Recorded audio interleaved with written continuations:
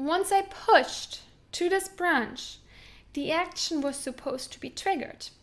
And as you can see, it's running right now.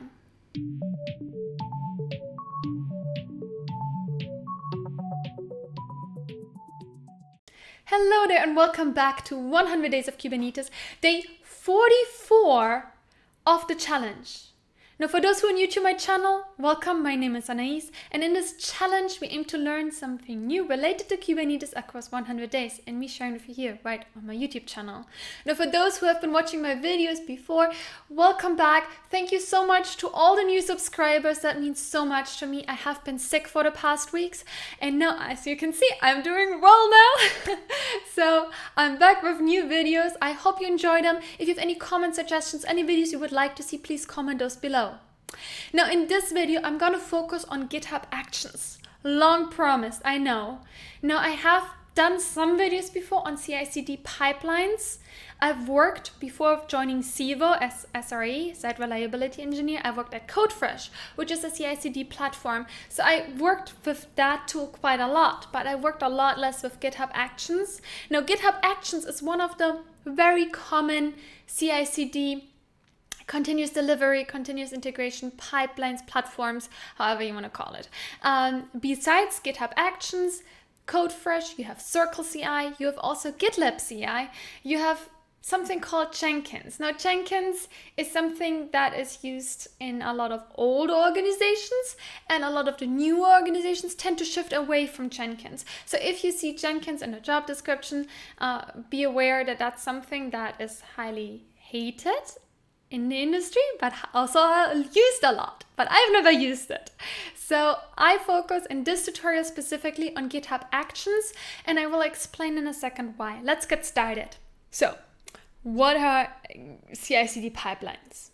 When we have our development workflow, let's say this is our development workflow from develop to test to deploy, let's say. There are several different steps that have to happen. And also once we have developed a code, every time we make any changes, we want to retest before we deploy. So there are multiple different steps that happen. So multiple different steps that have to happen. And usually these steps, they have to happen within a specific order. So for example, this one has to happen first. This step has to happen second. And this step has to happen last. Now, these steps don't necessarily correlate to develop, test, and deploy, what I've detailed here.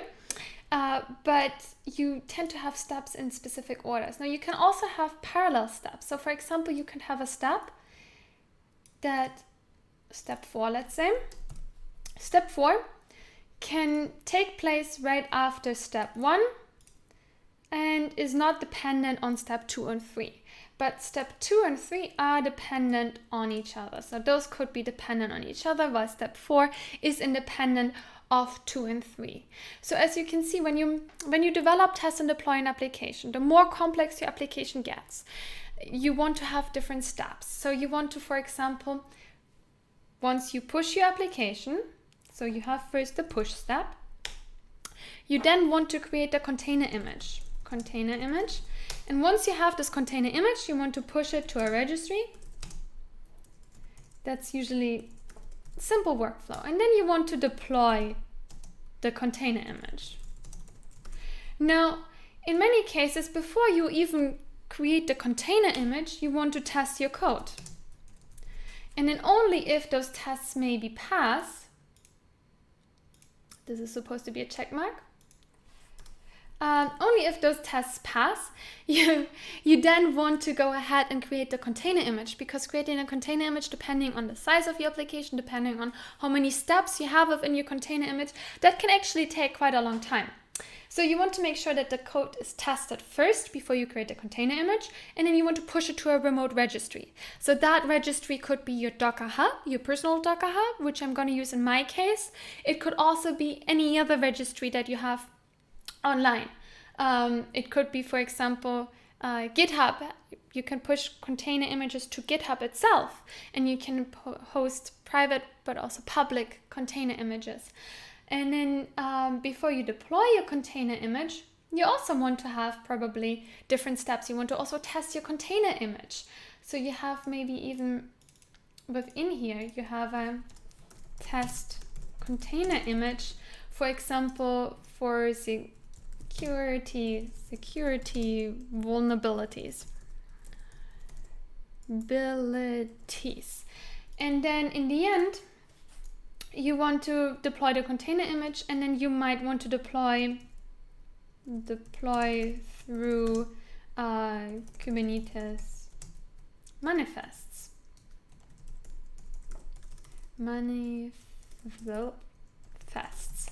So as you can see, there are so many different steps, and then you might want to have also code coverage within it and so on. There are multiple steps that in previous videos we have done them manually.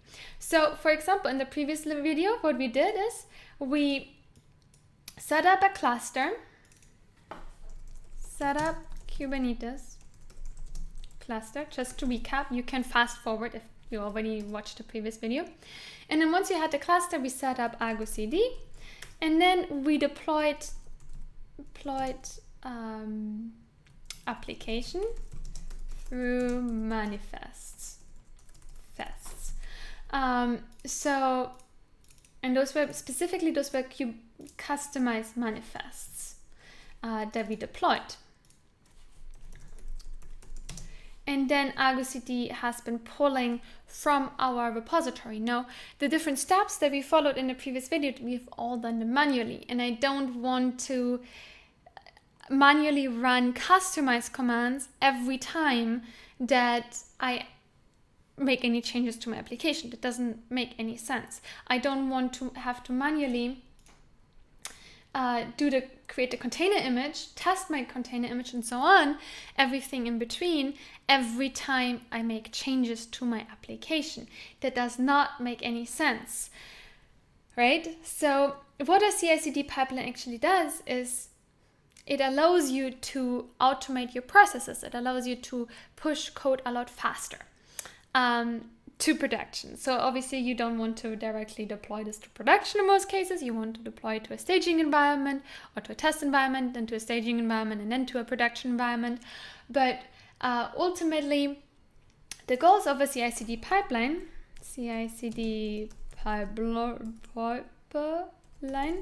is to automate, create repeatable processes,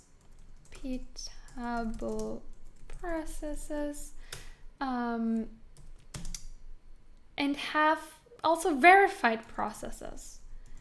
So for example, with GitHub Actions, each of those steps can be taken from somebody else's image. So you have people who are creating these kind of applications. So you have a marketplace, and then within the marketplace you have different actions. We can check that out. So you have here the marketplace, and you have different actions that you can use. So for example, you have a Docker login actions, you have a Docker setup action, you have a bunch of you have a security testing action, you have a bunch of different actions that you can use within your GitHub Actions pipeline. And now, for example, here you have an action for Circle CI. If you want to use, for example, GitHub Actions in combination with Circle CI. And for code coverage, you have a Codacy action and all those different ones. So as you can see, there's a vast marketplace. Now, I suggest you to get started with GitHub Actions if you're getting started with CI/CD pipelines. First of all, because it will teach you everything that you will have to know, or most things that you have to know, to easily also get started with other tools. It's open source, so you don't have to pay for it. Versus something like CodeFresh, Circle CI, you will have to pay for it if you want to have access to additional features. Versus with GitHub Actions, you automatically have access to a lot of features. And then once you are within a role, you will use specific pipelines. For example, at my job at Civo, we're using GitLab CI. And the processes that you use for each pipeline build are vastly similar. So you can get started with GitHub Actions. And then basically once you understand how that works, it will be far, far easier for you to have the onboarding experience to other CI/CD pipelines, right? Now, I'm not giving a formal definition here right now. I want to point it out of what CI/CD actually means, because it's such a philosophical thing. The main goal here for me, for my GitHub Actions pipeline, is just to be able to automate my processes. So everything that I show in previous tutorials, you can automate those. You don't have to do those steps that I show in a lot of videos manually. For example, we will see that day 3, which I used in one of the previous videos to test my Kubernetes manifests for basically policies and setup. You can include it in your GitHub Actions to automate it. And I'm going to show you how I included that in my GitHub Actions. So let's jump over here. I have here my ArgoCD running with my deployed React application from the previous video. If you want to set that up, if you want to learn how to set it up, check out the previous video, which is linked up there. And let's go jump over here. Let's exit this out. This is my cluster. So, okay, so I'm here on my terminal, as you can see. Let's zoom in to make it extra nicely big. kubectl get nodes. So I have here 3 nodes. K3s, they are in my Sivo account. So over here, here's my Sivo account with 2 clusters right now, with my demo example cluster. And to this demo example cluster, I'm connected to right now. If you don't have a cluster, you can sign up to Sivo right now. You get $250 worth of credit right away. And you can spin up clusters, play around with it. We have lots of different applications in our marketplace. So once you create an account, you can also add different applications, cloud native applications, and play around with it as well. But going back to the terminal here. So I have kubectl get namespace. I have here my different namespace. And from the previous video, I have my customized namespace. Now in my customized namespace, kubectl get all in customize, I have my React application deployed. Now I can go ahead and I can port forward that. So kubectl port forward, and we're gonna listen to it on a different port, on 9000, and then we're gonna open up localhost, but 9000, and as you can see, it right now says Sivo Cloud, and I have some articles that have been published to Hacker News. This is Hacker Noon, and this is Hacker News. And I just pull from them from API. That's the application. I use this application everywhere. You're free to clone it. Now, I want to make some changes to the application. I want to look for Sivo Kubernetes upon starting up instead of Sivo Cloud. So I'm gonna go ahead and open up my code, and I'm gonna open up the app, and I'm gonna make some changes now, right? And so I'm gonna say Sivo Kubernetes, and then right now, let's jump over here to this is my GitHub Actions right now. I'm gonna walk you through what this actually is and how I made it, okay? But I want to change the tag to tag 6.0. Now I haven't figured out how to use the commit directly here in the tag yet, but everything else works, okay? So this is the only thing I'm cheating with the tag. I'm manually updating the tag. That's the only thing I'm cheating with, okay? And I'm gonna figure out how to update that as well. But at the time of recording, I didn't do that yet. So now I made the changes, as you can see. Let me just zoom in. If I get git status, I have just made those 2 changes. Git commit message, changes to the app, new version something, right? And then git push, and I push it to my customized branch.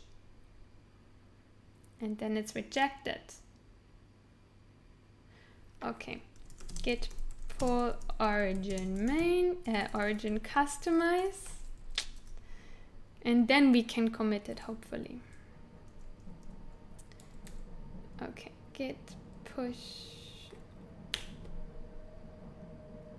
Okay, so now I pushed my changes, right?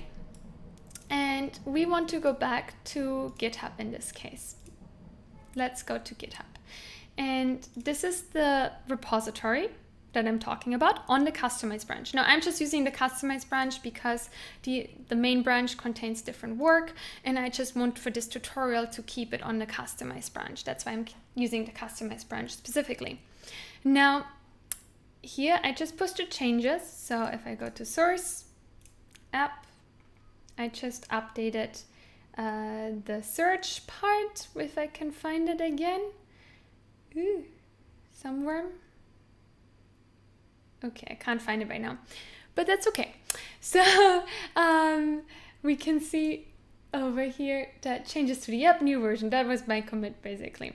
So it is in it, and once I pushed to this branch, the action was supposed to be triggered. And as you can see, it's running right now. Now let me quickly show you what learning looks like. Learning looks like this, okay? Learning looks like a lot of failure at the beginning until you get a green dot, okay? And then you're like, oh, maybe something clicked finally. And then you get another green dot and you're like, oh, maybe it's actually working. And then you get another green dot. And then you hope when you do the demo, it's actually gonna work, right? That's what learning looks like. So, GitHub Actions, here we are, okay? It's running my workflow right now. Now, when you create GitHub Actions, I'm not gonna show you the exact setup process. I'm gonna show you how you get to the setup, like how to get to the action that I showed you, okay? So while this is running, let's have a look at how to set it up. So when you set up GitHub Actions, you create a directory called .github and then workflows. And within workflows, you create a YAML file. And from Kubernetes, we know what YAML looks like. So, or what a YAML file is. So this is my workflow. Now the workflow is divided into 3 different parts. We have our build part. The build part is responsible to build the container image and push the container image to our container registry, okay? Now, once we have the container image, we want to update with kustomize our deployment. And that's hopefully gonna happen right now within the workflow. And in the end, we want to test our manifest, just to have with day 3, just to have a check of like how well have we written those manifests, and maybe in future, hopefully in future commits, we can then make changes to our Kubernetes manifests, okay? So those are the 3 different parts I have within this. Now, where did I take those from? As you can see, I have within here, I have some setup existing steps. So basically you have those different sections, and you have within these sections you have those steps. So this is a step, this is a step, this is a step. You give the step a name, and then you tell it what it's supposed to do. So in this case, it's, for example, here it's supposed to check out my repository. And then in this step, it's supposed to log into my Docker Hub. Now, where did I provide those tokens? Like this is an environment variable that's taken from my GitHub secrets. You can find the GitHub secrets when you go to security. No, not security, settings. And then you go to secrets, and you can find here, I put my secrets in, right? Now, if you're using Docker Hub, you can go over here to account settings, and then you go to security, and you can set up an access token. If you're on the free version of the Docker Hub, you only have 1 access token. So be careful with that one, okay? So that's how you set that up, how you set up that part. And then it's basically building the container image, it's pushing it, and then we have here our deploy step. And the deploy step is basically running here my little kustomize commands that I would otherwise run manually. So it's setting a new image to update my application with, and then it's running kustomize build. Now before that I needed access to kustomize, so I used this step to set up kustomize. Now how do I know where to take this from? How do I know where to take that from? How did I find those things? Well, as you could see earlier, it's a trial and error process, but ultimately I took some of it from this amazing blog post from this person called Emmanuel. So thank you, Emmanuel, for writing this. I took some parts of his pipeline over here, not everything, but some parts of it. And then also for the Docker part, I just Googled it, building container images, GitHub Actions, and I used it from the official Docker documentation. They have the steps detailed in their Docker documentation, in the official documentation, on how you can use GitHub Actions. So a lot of tools such as Day3, if you go here to docs, you will find here GitHub Actions. That's how I, for example, knew how to use Day3 in my pipeline. So here, as you can see, it has more steps. It has to check out the repository step and then basically install Day3 and run Day3. So you can just copy paste that into your GitHub Actions and it will run. And many of the tools that you use on a daily basis within the DevOps ecosystem, within the DevOps space, will have these, okay? So it's a lot of times it's just copy and paste and then plug and play around. It's like Lego. It's like Lego for grown-ups, just virtual on the screen, right? So that's what it does. So let's see if our action actually ran. Oh, look at that. It actually ran 6 minutes ago. I think that's my latest one. So as you can see, I have my build, deploy, and test step. So the test step didn't pass because if I look here at the checks, it couldn't find the repository properly.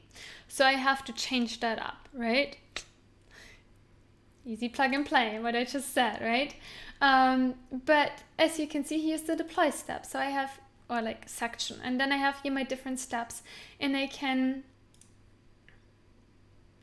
have a look at everything that happened within each of those. So for example, I can see here what's within my customization YAML, and also what image I'm gonna like update it to and everything.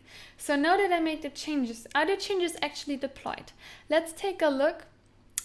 Let's take a look at ArgoCD. So ArgoCD detected that there are changes within my GitHub repository. So the actual application that's currently deployed, the actual state, is not the desired state that's defined within GitHub.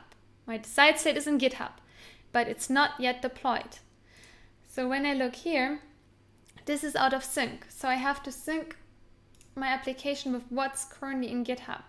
So I'm gonna go ahead and do that and wait for it to sync up. And once it's synced up, it should deploy my new container image.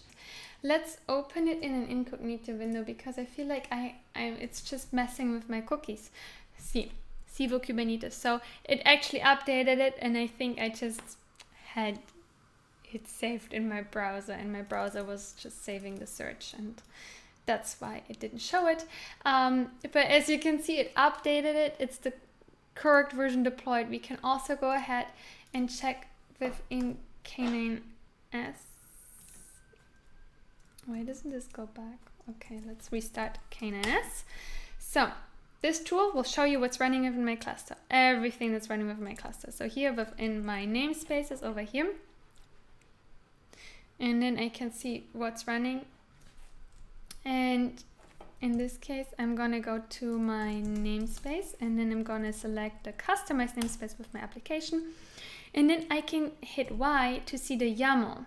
So in this case, let's see if we can find the application that's, well, I mean, I can see the entire YAML basically. everything here that's defined. But here I can see my image that's deployed right now. So as you can see, this is our updated image. So it all works, the workflow works, which is amazing. Even though I thought I had a little hiccup, it works. Well, thank you so much for watching this video. If you like this kind of content and you would like to see more content, please subscribe to my channel. Hit the bell notification icon to make sure to stay up to date with future videos. Also, if you would like to join the community chat, ask questions, get involved, share your own content, the link is below. Also, I share on a weekly basis free online learning resources from across the space from amazing people such as yourself right to your inbox in my weekly DevOps newsletter. Also linked below.